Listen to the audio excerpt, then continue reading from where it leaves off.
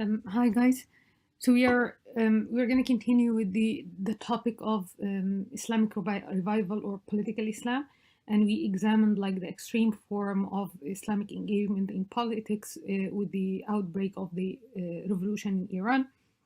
Now, or this lecture, we are trying to cover like um, I don't know, like moderate forms of political Islam or like mild forms of political Islam. And next week we're gonna cover like the topic of civil war, and we are gonna touch upon basically Hezbollah in Lebanon.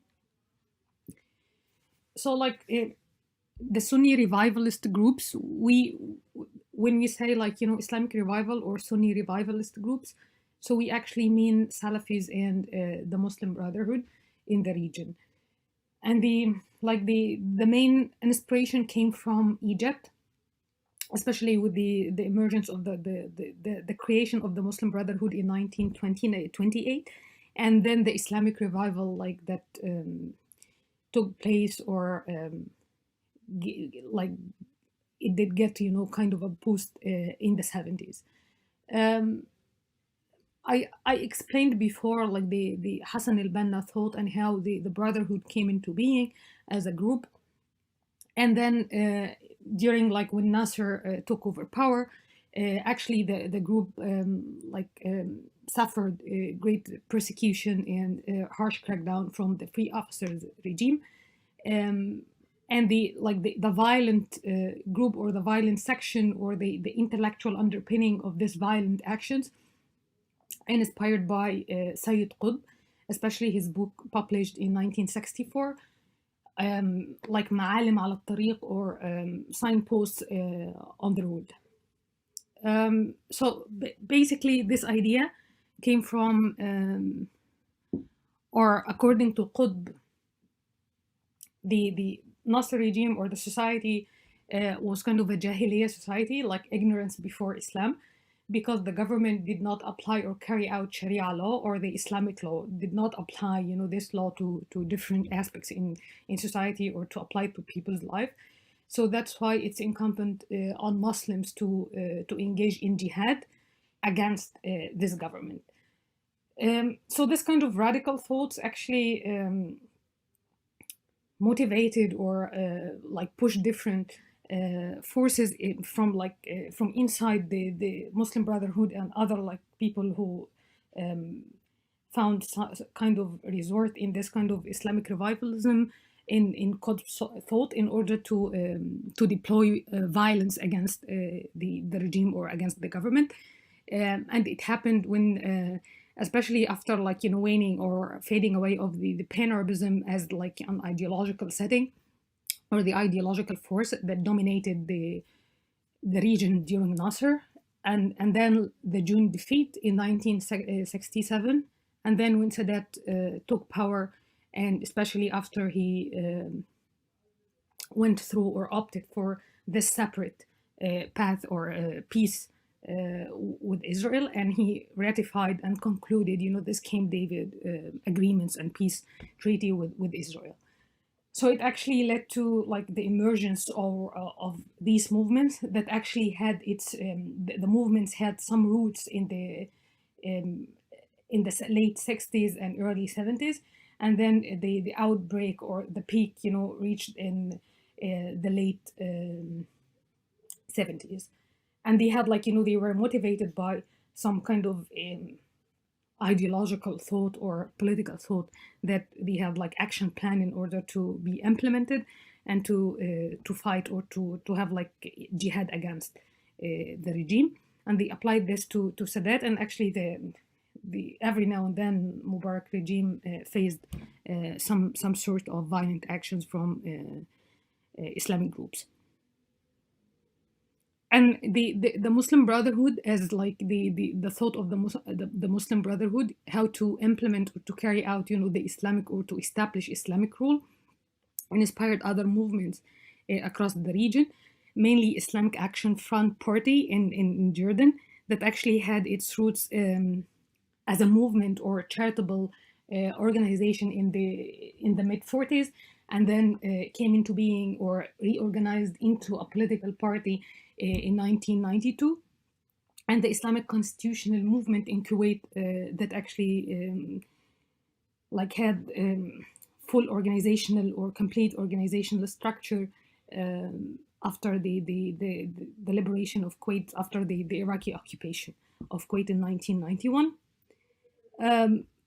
And actually, like, you can detect some differences between these movements, because although they all, like, they have like the same source of thoughts, but they differed, especially in terms of their relations with the political regime, and to what extent the regime accepted the degree of inclusion of these movements, and in return the kind of moderated their political stand, or it's not like political ideology, but perhaps like strategically how they adjusted or accommodated some political political stand in order to not to have like full confrontation or fierce confrontation with the regime. If you need to compare between these like movements, so you have to you cannot find some you cannot find differences with regard to specific issues like women's rights, like civil and criminal laws that discriminate against women, how they actually, when they reach parliament or they have like kind of legislative authority, they actually blocked any kind of bill that would reform these laws. And Sharia law, how to like Sharia is a principle or the principal source of legislation in these countries. In Egypt, it was introduced by Sadat. It was not like out of like pressure from the Islamic groups, but perhaps out of the discourse or the rhetoric he applied in order to neutralize or to marginalize Nasserist and leftist.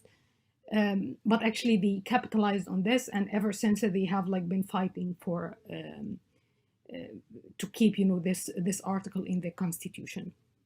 And even like even if like it was not like the constitution does not stipulate that, it's like the entire like the judicial system worked from this framework of Islamic Sharia or Islamic law.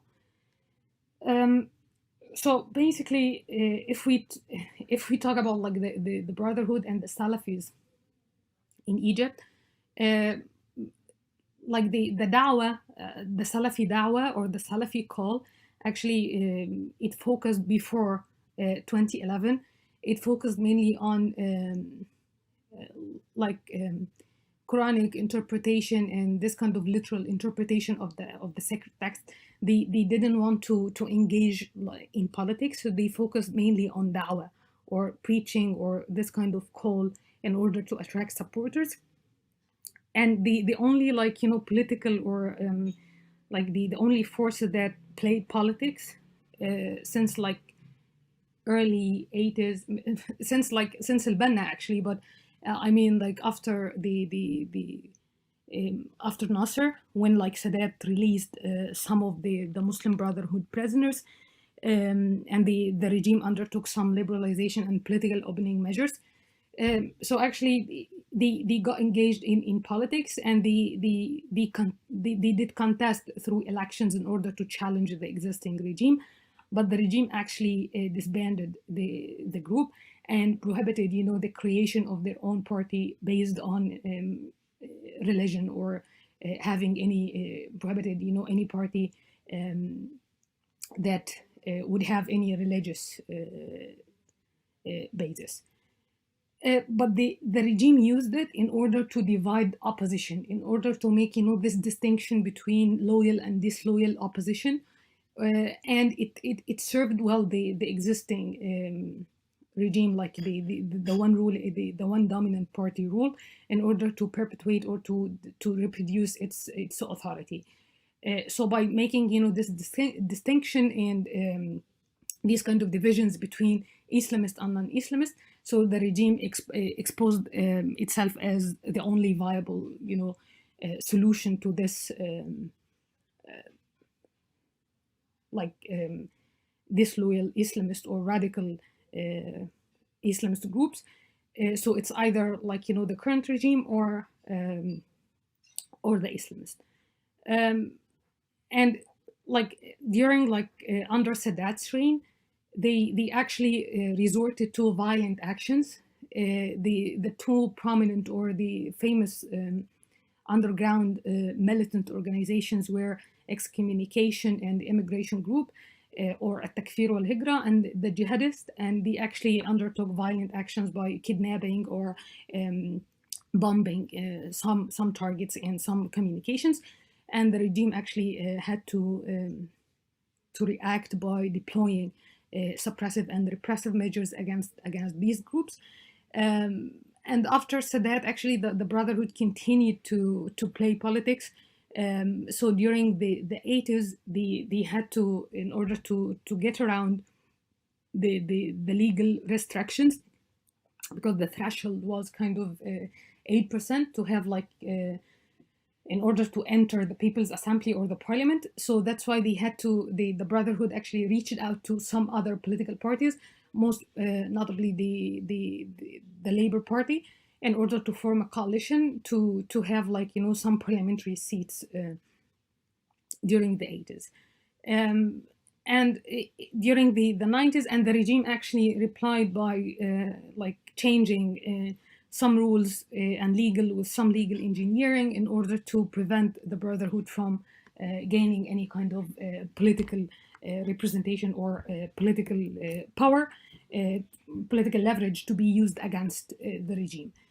And then during the 90s, they used the professional syndicates in order to do politics by having majority of the seats in the councils or so that's why they used it in order to outweigh the non-Islamist figures, especially some technical and scientific engineers like doctors, and some technical and scientific syndicates like engineers and doctors.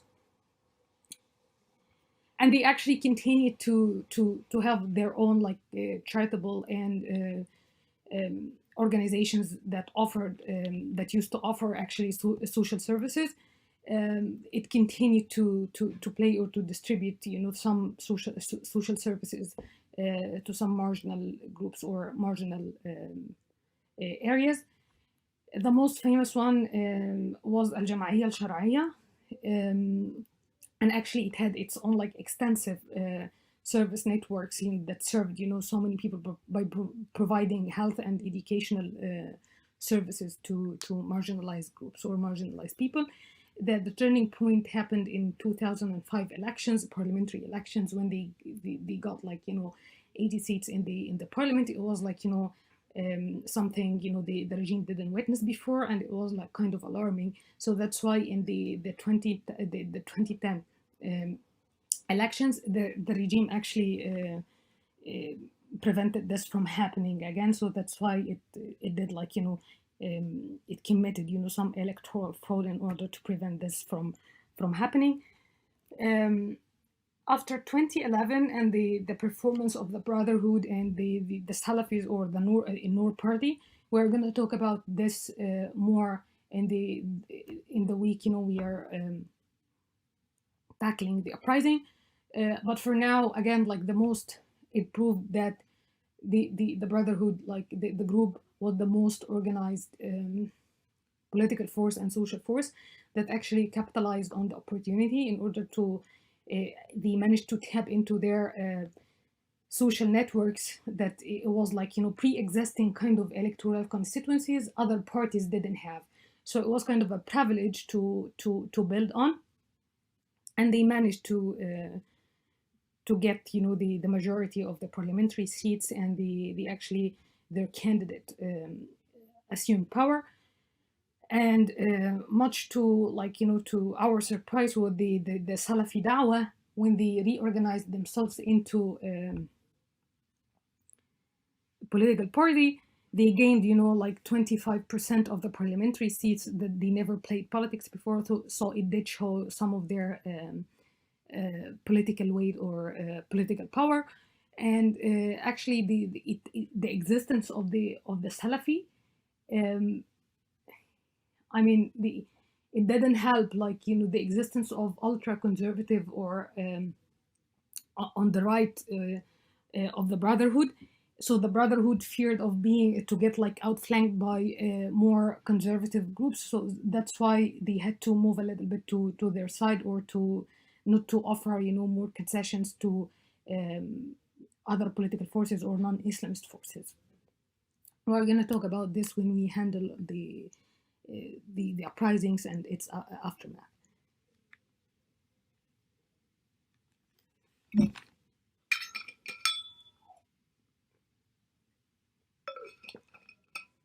For for Jordan, it was kind of how the monarchy actually offered some inclusionary channel or inclusionary politics in order to include the Islamists, and this didn't create or sometimes, most of the time it led to some kind of collaboration and accommodation between the king and the Brotherhood or the Islamists. But other times, it had kind of tension, but it didn't reach, any kind of breaking point or confrontation between both of them. So from the very beginning, they developed this close ties with the Hashemite family, because like the family had its own, like, religious legitimacy because of this claim of religious lineage that can be tracked to or you can trace it back to Prophet Muhammad. So actually they had like they had to play within the framework, or within, this legitimate foundation of the monarchy. And they had this kind of they did exist from 1945 as a charitable society. They offered, like, they did care mainly about social service provisions, and like having like social networks in order to affect or to have like kind of social constituency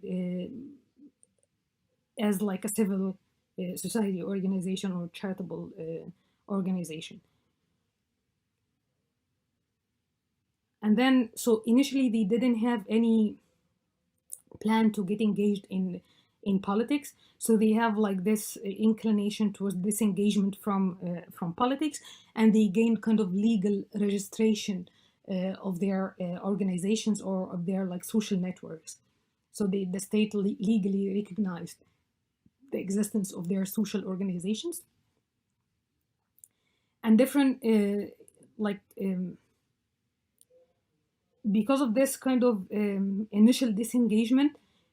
So during the 50s, when the Nasser regime actually banned the group, and then like even the 70s, when the Sadat actually issued some regulations to that outlawed the Brotherhood. During that period, the Brotherhood in Jordan, they enjoyed, kind of legal recognition, and they did exist. They did perform as social and charitable organizations. And they fielded kind of the candidates in 1950s. During the 50s, it didn't mean like disengagement that entirely disengaged from politics, but they did field candidates, but as independent. So they had like modest presence in the parliament. Different, but it had like the divisions or different currents started to emerge in the 70s, like even like during the 50s and the 60s, when the pan-Arabism like reached its peak. So they didn't have like they didn't side with the nationalists against the Hashemite family. So they remained kind of aloof in order to maintain, this good relationships and ties with the monarchy. But in the 70s, like because of what happened, as I mentioned before, with the PLO and the very existence of Palestinians as major or one of the main like demographic composition of the like of the Jordanian state. Um, so it's actually, it was very difficult because it triggered, some divisions within the group, the Islamic group or the Muslim Brotherhood group. So some of them, they tried to they expressed, kind of discomfort with this pro-Western orientation. So initially, they didn't have any confrontation with the regime, and it continued to function as I mentioned, as a charitable organization. Um, but during the 70s and 80s, after what happened to the PLO and the Palestinian refugees, they created, this kind of division between different trends or camps within the group. So some of them, they tried to have like this firm stand, anti-Zionist stand and pro-Palestinian stand, and the other one like who were actually ethnically Jordanian. So they just tried to have like moderate position toward the monarchy, and to make use of the material or the political benefits they gained from their loyal and moderate position.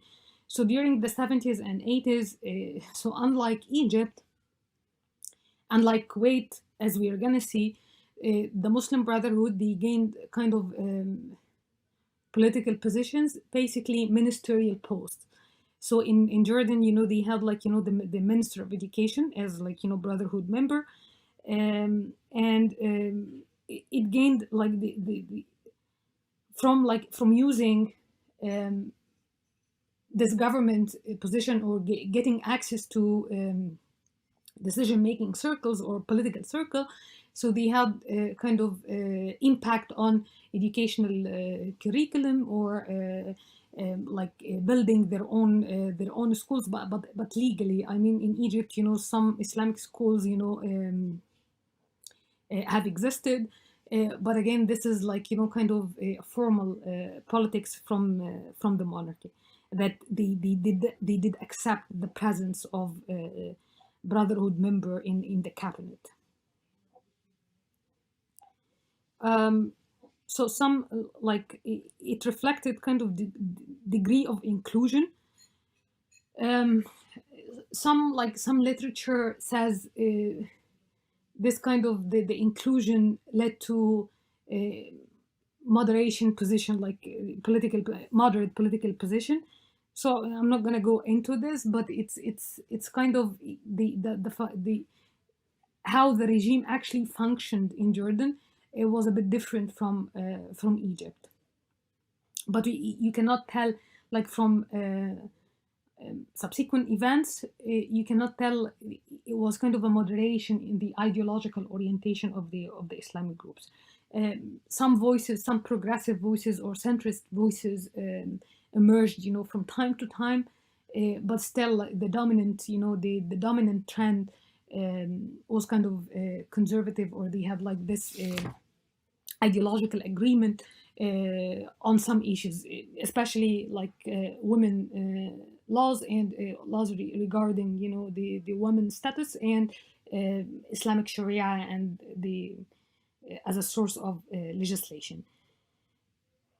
Um, so this pattern of cohabitation or collaboration between the king and the brotherhood actually changed in the started to change, in the late 70s, but it didn't, lead to direct confrontation between both sides. And Ma'an writes in 1989, like Jordan is like it's a common story, like taking some austerity policies or economic measures that actually affected the living standards of the majority of population. So that's why people took to the streets in order to vocalize their opposition to the new policies. And the king, like most of the time, like responded positively in order to meet people's demands. So after this riots, it was basically because of the austerity policies to implement, the IMF policies. So that's why it triggered more protest, and then the regime had to offer some concessions, some liberalization measures in order to appease the opposition. Um, so actually, the regime agreed to hold parliamentary elections in 1980. 89. It was the first after 1967, and the Brotherhood played important role in the elections. They actually they didn't they decided not to field candidate. They decided like not to contest only for like 1/3 of the seats, uh, because they didn't like the as they claimed, they were not prepared to get like this kind of the majority of the seats, and they did not care about, it was not a priority. The electoral politics was not kind of a priority to them. So after like gaining this kind of the parliamentary seats, the approach, they needed to use this power in order to implement what they called more, in order to play like a more important role, or more important duties, like how to implement Islamic Sharia and how to moralize the public space. Uh, so actually, after having negotiations, they have like the king and the brotherhood had this kind of national charter, al mithaq al watani. According to al mithaq, it did acknowledge the special status of Islam as the religion of the state, and again the Sharia as like the primary source of legislation. And then out of the movement, the political arm of the group, the Brotherhood group, came into being, the Islamic Action Front Party. It came into being in 1992. But the situation like got worse. Again, like the common theme has been Palestine, because of like the very presence or existence of Palestinians in that they are actually interwoven into the social fabric. So after like having this peace treaty with Israel in 1994, another round of confrontation happened between the Brotherhood and the king. And this triggered, kind of counter reaction and regime suppression. And after having like, this, after policing, the public space and having like the strong presence of the security and intelligence apparatuses everywhere, so the party, or the Brotherhood party, had to change, its discourse and rhetoric by emphasizing some elements like public freedom and democracy. So it actually it played or adapted strategically to the political situation.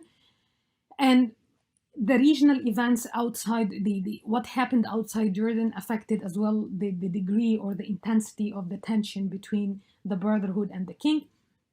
So in 1999, it was like the ascension of the Abdullah II to the throne, and it marked like a breakdown of the peace process between Israel and Palestine, like the Oslo Agreement.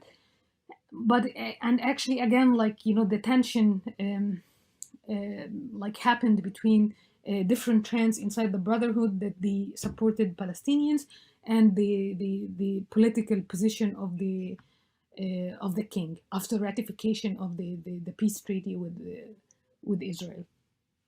This triggered, some repressive measures. So Abdullah II actually ruled by decree from 2001 2003, and then 2003, when after like the U.S. invasion of Iraq, triggered a new round of tension between the Brotherhood and the regime, because they actually adopted, this anti-imperialist stand, and they didn't feel comfortable with this pro-Western policies or orientation. So they decided to endorse violent actions, and they did commit, some violent actions inside Jordan, and they decided to boycott elections. So they decided not to play from within the, the existing, political framework, and some of them like actually started to ask for parliamentary monarchy, because like the existing ruling family, it became very difficult to play from within the existing political rules. So they started asking for kind of significant political regimes, and Hamas actually raised the standards when when actually they won the elections in 2006. So they started, before calls of boycotting the elections, they started to call for kind of contesting for the vast majority of the seats in the parliament, in order to affect the decision making process. Um, but actually it had like again, if you need to examine like the political, like the ideology of political Islam, or political Islam as an ideology, so in order to investigate or to examine the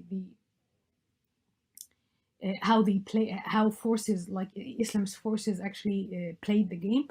Uh, so you need to examine their behavior in the legislature, on the in the parliament, in order to examine, to what extent they genuinely believe in personal rights or personal freedom, and democratic principles as well. So the party actually kept blocking reforms of criminal and civil laws that discriminate against women. Basically, the rights to, especially the rights to the woman's rights to initiate divorce without justification. So in Arabic, it's kind of khula. If she actually returned, the dowry she took after the marriage, she had like according to Sharia, like the right to initiate divorce, but actually they blocked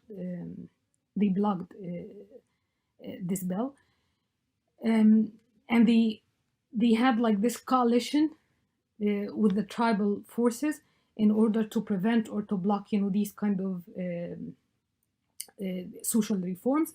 So they formed this conservative bloc, in order to prevent the passage of any bill that would eliminate this kind of discrimination against women.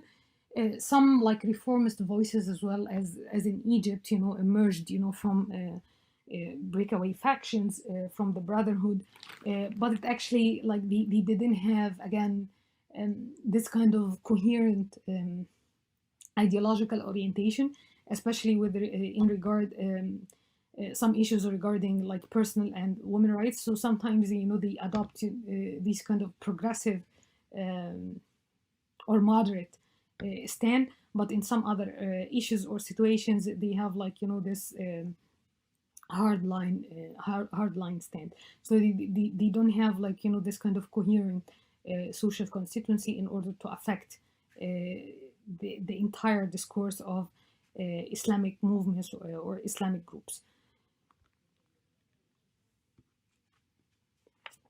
For Kuwait,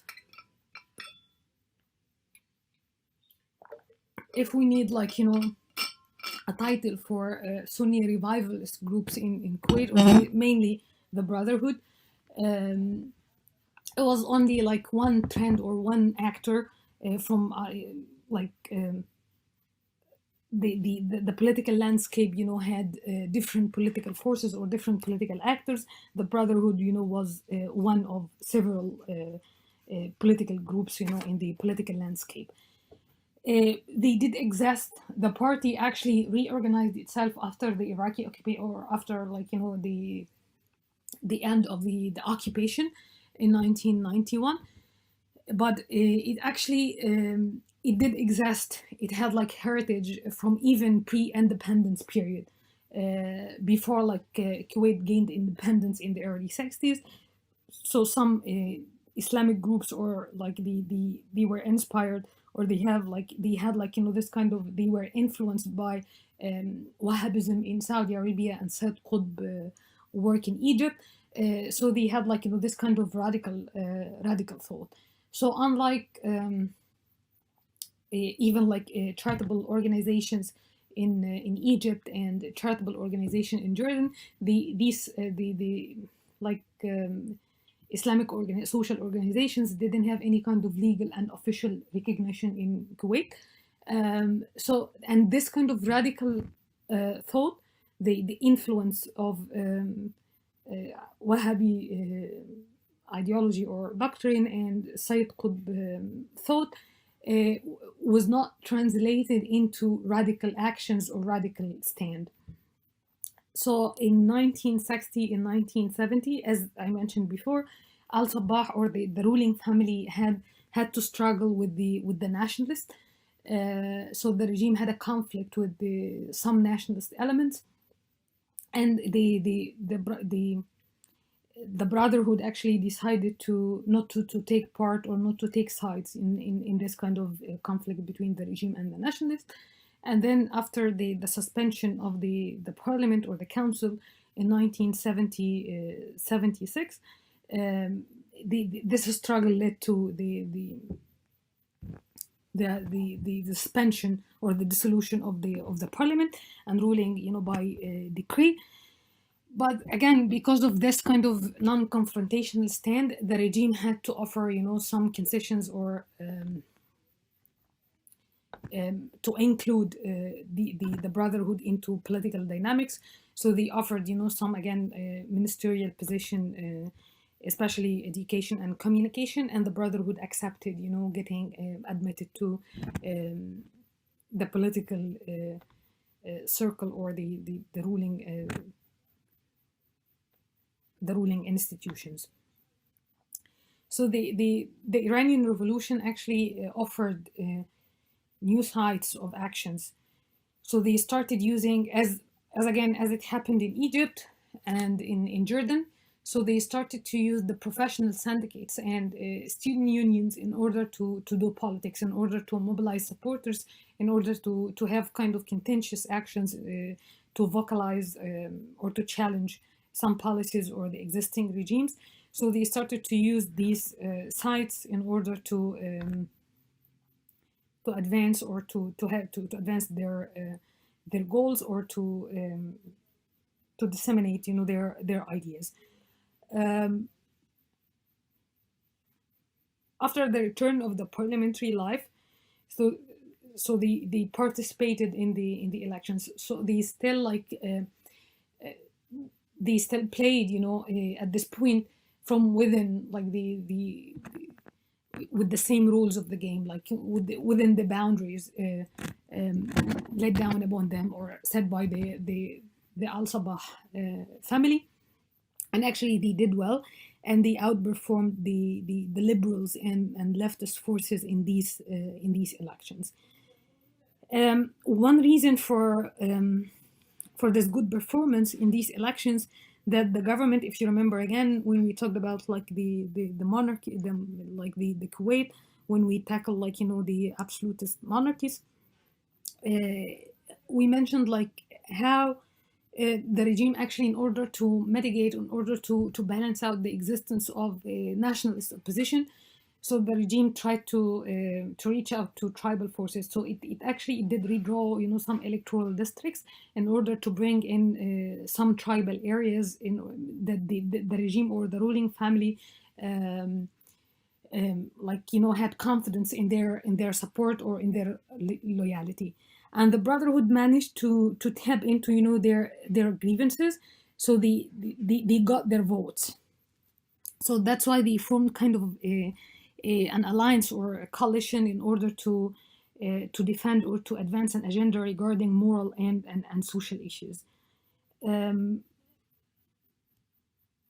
But again, sometimes this kind of fluidity, and it's not like fluidity, it's kind of how to deal with some political situations, one by one.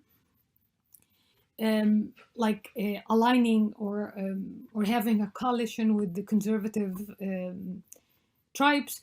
It didn't mean like in some areas when they found kind of commonality with the leftists and the liberals, so they had to they had like this differentiation. But again, they cooperated in order to question the ruling family, or to question the authority of the executive branch. So they used the parliament in order to have questions or to interrogate the actions of some ministers, that actually led to the resignation of the prime minister in 1986.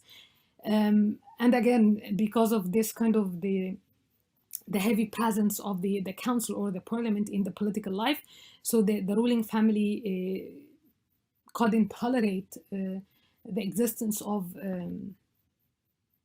this kind of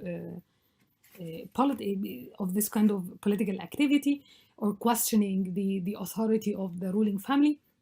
Members of the cabinet are like from the ruling family by definition. So that's why it dissolved the parliament again, the council again, and the opposition response was kind of reviving old traditions. The Al Sabah family ruled by decree after dissolving the parliament, and then the opposition tried to react by using or reviving, this tradition of diwaniyat. It was kind of informal gathering. So that's why they formed, kind of alternative. They managed to circumvent, this ban on political activity or political public meeting by forming, this diwaniyat. So they revived this tradition of holding, this informal family, informal gatherings. And from these meetings or gatherings, they cohered around some issues. So they organized themselves, and they have like, common issues or common demands to pressure the ruling family in order to meet. And they asked for mainly the restoration of the parliament, the full implementation of the Constitution of 1962, and lifting, many restrictions on the freedom of association and freedom of expression. But unfortunately, what happened, it was like the Iraqi occupation that actually put an end to this kind of internal demands of political reform. Some of like members of Al Sabah family actually did flee the country, and they had like the emir, like they had like a conference in Saudi Arabia in order to gather like some oppositional figures in order to affirm their loyalty to the family.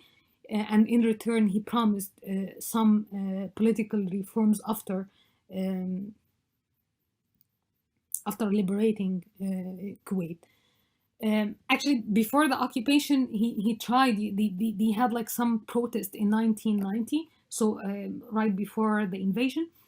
But the regime tried to stall, and then the occupation put an end to this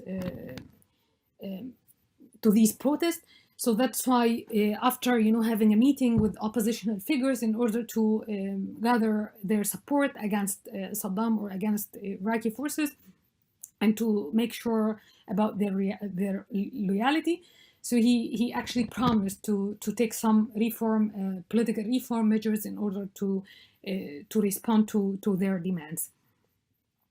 And actually, after like the liberating Kuwait and after the end of the occupation, the Islamic constitutional movement actually reorganized itself. But again, it was like one of different or diverse political players in the political arena. So it was like some nationalists, they formed their Kuwaiti Democratic Front, and other actually Islamic or Islamist opposition as well, or Islamist forces, Salafis and Shia. For the Salafis, they have Islamic Popular Alliance and National Islamic Coalition for Shia, to represent Shia population. So one from like different political actors. so the Islamic constitutional movement, they had like kind of limited political existence or political presence in the parliament. So they gained from 2 to 12% of the parliamentary seats since 1990s. And if you need to investigate or to look into their performance, the members of the ICM in the parliament, so you can see like how they reacted against some bills that would favor or extend political rights to women, and again like the Islamic Sharia, the stand towards this application of Islamic rule, the relationship between like religion and state again. To put it simply, they have like, this framework of deen and dawla. So what kind of elaboration they offered in order to bear on this, in order to organize, this kind of relationship between religion and state. So again, like the as it happened in Jordan, and like the common issue, they had like this Islamic Sharia as, but they actually sought to change it from a principal source to the source of legislation. And actually, it was supported, the bill actually was supported by the majority of the council in 1994, but it didn't pass. It was not promulgated into a law because, if you remember, we mentioned that the cabinet members, they are not elected, but they have the right to vote. So actually, the government could actually counterbalance, the existence of the opposition because like this block vote thing. It didn't, the opposition didn't manage to get like the 2/3 majority needed to pass the legislation. So that's why the government, precluded the passage of the bill. And again, they introduced the bill. They asked for gender segregation in the universities.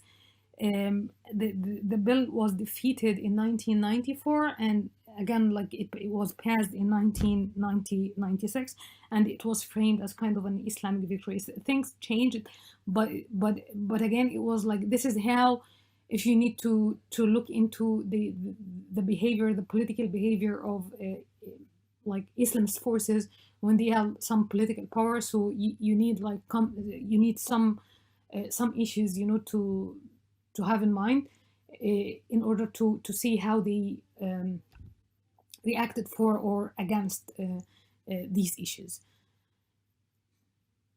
And they actually blocked some bills that extended some political rights to women, giving rights to vote, for example, or to enter the parliament. It changed later, but again, when they did exist in the council and the parliament, they actually blocked the passage of these laws.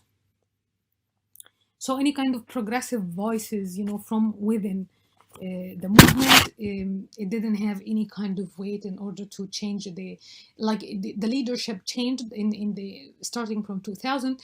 But again, like the same thing, like they have like some themes. They didn't have any kind of intellectual revisions,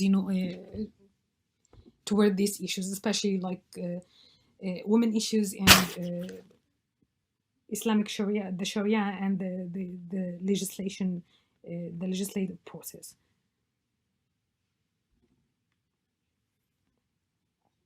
So Morocco, I talked more about political opposition in Morocco, and like again, like Islamist is one political force from many political forces. They do exist in the political landscape. So like I talk about like different, Istiqlal Party and other like left wing, like left leaning parties and trade unions and syndicates, and how they related to some the affinity or the relationship between students and trade unions and professional syndicates, and the distinction between outsiders and insiders, and how the pragmatic approach uh, has been like necessary in order to get the benefits from the monarch. Otherwise, it would be like a total isolation from the entire process, from the entire political dynamics, and again like losing some material benefits as well, because like the as an institute, the monarchy as an institution, it established this new patrimonial structure, like needed this close relationship with the king in order to get access to even some administrative and bureaucratic positions. So like the heritage of the or the legacy of the Islamic opposition in Morocco, it was not different from other oppositions, but actually it was like kind of weak in relation to other the existence of other oppositional forces.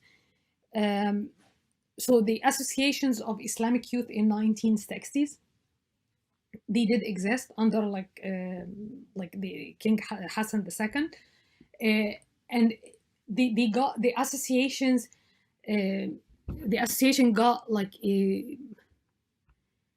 involved into this violent and assassination acts, and it was culminated into the assassination of the left trade union leader, that the regime or actually tried harshly cracked down on the association and arrested its members and totally dissolved the association and forced other leaders into exile.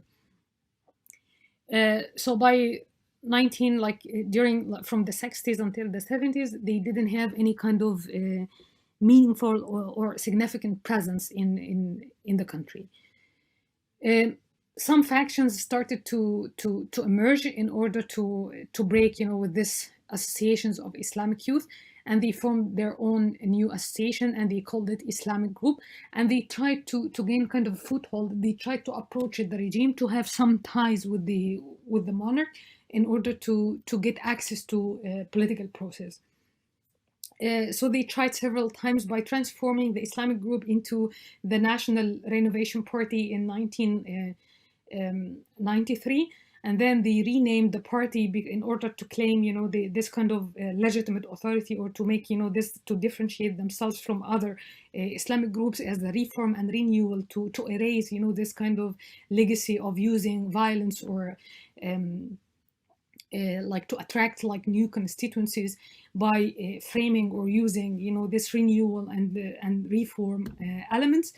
But actually the regime had like firm position or a firm stand by refusing to integrate or to incorporate the Islamic movement into the political process or into the political dynamics, because what happened during that period was like the Algerian experience of the Islamic Salvation Front after gaining the winning the parliamentary elections. This triggered military intervention, and then the country descended into violence and civil war. So they didn't want to repeat the same offering more space to Islamic opposition that would trigger violence in society. So they tried the reform and renewal party. So they tried to reach out to existing opposition parties in order to merge with or to get incorporated into existing political parties. And actually they had tried with the Istiqlal party, and then they failed to get incorporated into the party. So that's why they tried to reach out to another political party, the Democratic and Constitutional Popular Movement Party. That was like it's a small party. It was a small party basically to serve the Berbers population in the country, and they managed to get incorporated into the party. and the first party congress actually held in 1996. And then it reorganized itself and renamed the Constitutional Popular Movement Party into the Development and Justice Party, that like reorganized itself and had its name in 1998. And like any, again, like the Morocco had the same kind of religious lineage, or this religious legitimate foundation. So they actually they couldn't outbid the monarch for like, you know, this kind of religious reason or religious basis. So they actually, again, the focus on moralization of public affairs, like consumption of alcohol and these kind of like the woman's attire, these kind of issues related to women's rights and personal freedom. But actually the party opted for pragmatism because they initially tried to as an Islamist or an Islamic group, you know, they started to reach out to different political actors in order to get engaged, or to have an entry point to the political process. So they needed to use, you know, the existing. They didn't want to cross the boundaries, so they needed to work from the existing limit without pushing the boundaries. So initially they had this, so they merged with the other party and tried to have like this negotiation with different political forces in order to have their own party and to play politics from within the existing structure. And again, in Morocco, they had. I'm kind of interested in this relationship between different oppositional forces. In Morocco, they had like a strong presence of other non-Islamist opposition, like secular and liberal and leftist forces. So they did exist. So that's why the weight of other non-Islamist forces has been like considerably like significant. And actually, after gaining, when getting access to political process, or to the political structure, so they needed to confirm, or to kind of to show kind of a capacity for effective governance. So they had like, you know, some position as mayors in different localities. So that's why they needed to show kind of a capacity of governance. So they did focus on some pragmatic and practical issues, how to provide for people's needs from like different economic and social needs, how to offer like some social support in terms of like education, healthcare, or this kind of transportation and infrastructures needed in order to show kind of efficiency and effective governance in these municipalities. And again, they needed to have kind of political credit, or to increase, you know, their political credential with like their performance in the parliamentary arena. So that's why they used, you know, the parliament in order to question or to pose like, you know, open questions to the government.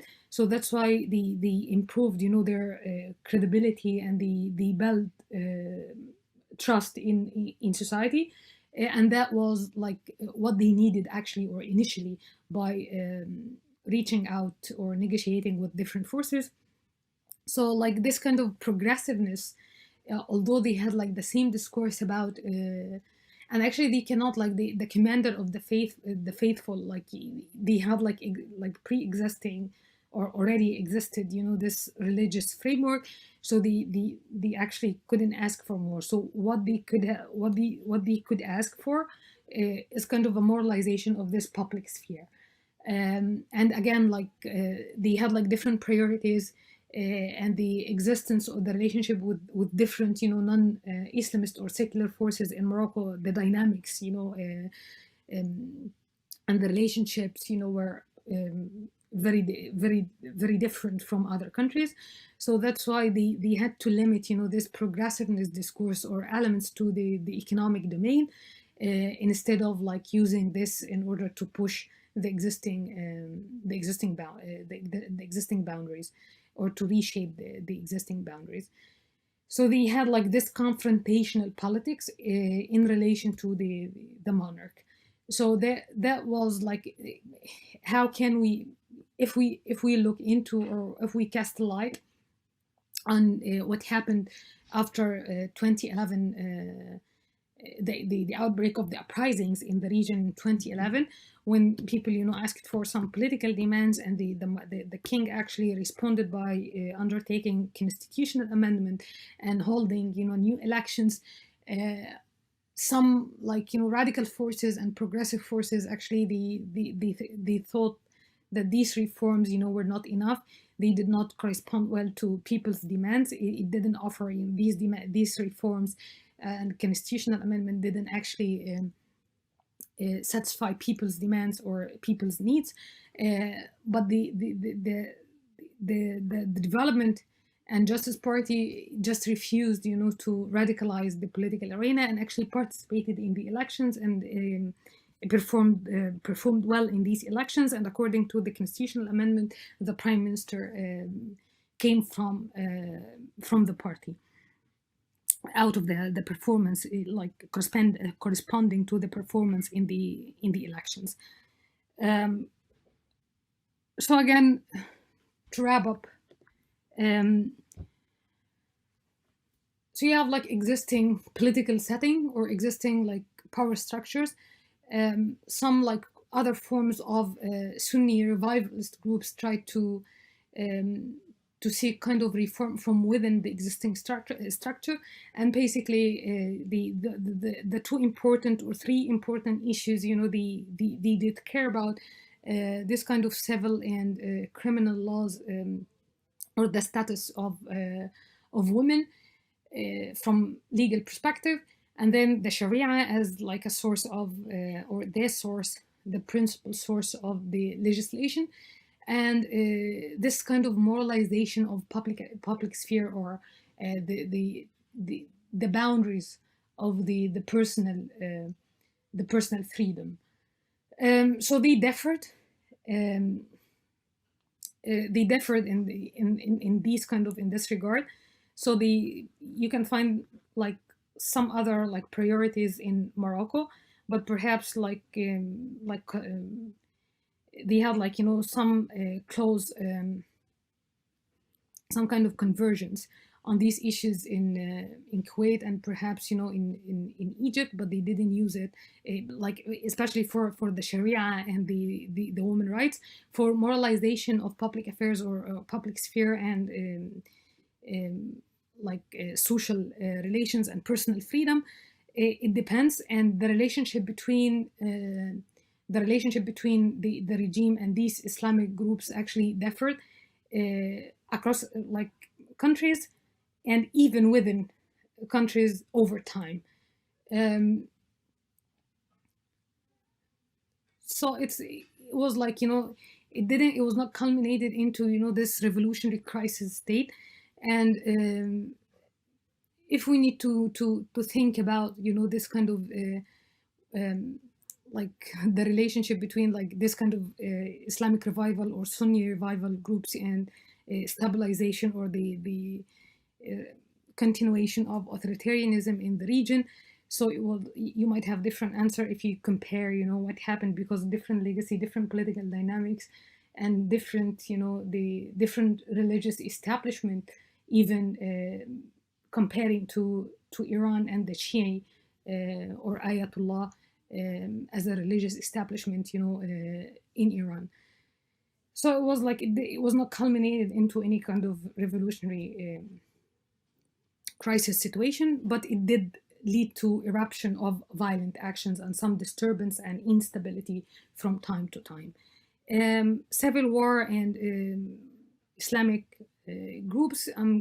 We are gonna like explain in some detail the civil wars next week, and we are gonna talk more about Hezbollah. So bye.